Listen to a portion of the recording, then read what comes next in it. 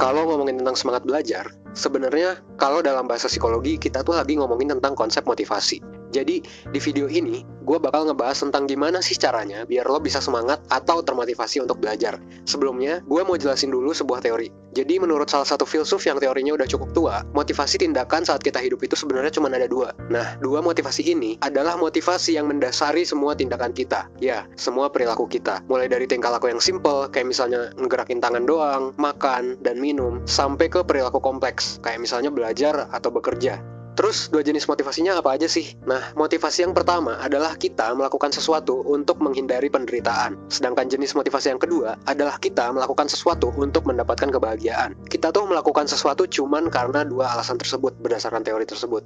Nah, contoh hal yang dilakukan untuk menghindari penderitaan bagi gue adalah misalnya nih, buang air besar, buang sampah, beli telur ke warung. Ya, ini malasnya minta ampun sih. Terus minum obat, ngangkat jemuran, antar jemput adik, dan lain-lain sebagainya gitu. Nah, di sisi lain, contoh hal yang dilakukan untuk mendapatkan kebahagiaan bagi gue adalah main Dota, traveling, hunting foto, kencan, main gitar, ngeblog, dan lain sebagainya. Dan setiap orang pastinya punya kotak-kotak tersendiri untuk menempatkan motivasi tindakannya. Ada banyak hal yang masuk ke kategori menghindari penderitaan bagi sebagian orang, tapi oleh sebagian orang lain dianggap sebagai tindakan untuk mendapatkan kebahagiaan. Nah, contohnya adalah belajar.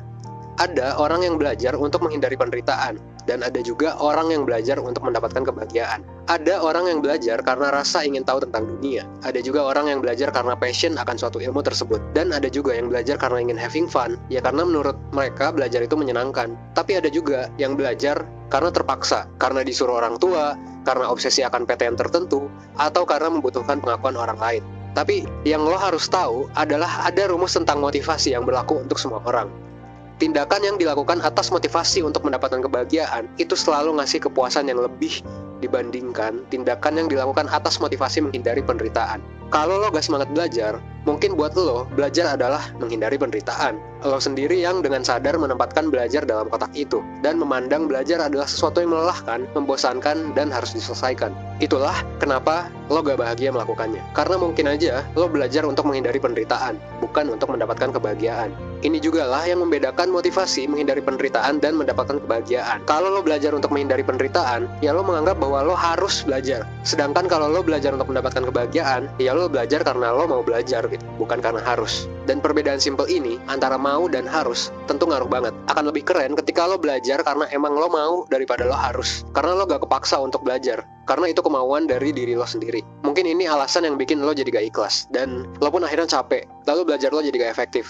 Sampai akhirnya lo pun bingung, kenapa sih kerja keras lo selama ini masih kalah sama orang lain? Dan ya hal ini bisa jadi karena lo gak having fun, makanya belajar kerasa jadi beban buat lo. Ya kalau udah gitu sih, selamat aja menikmati kelelahan dalam menjalaninya. Well, sekian video dari gua. Jangan lupa cek video part 2 untuk mengubah motivasi lo tentang belajar. Salam hangat.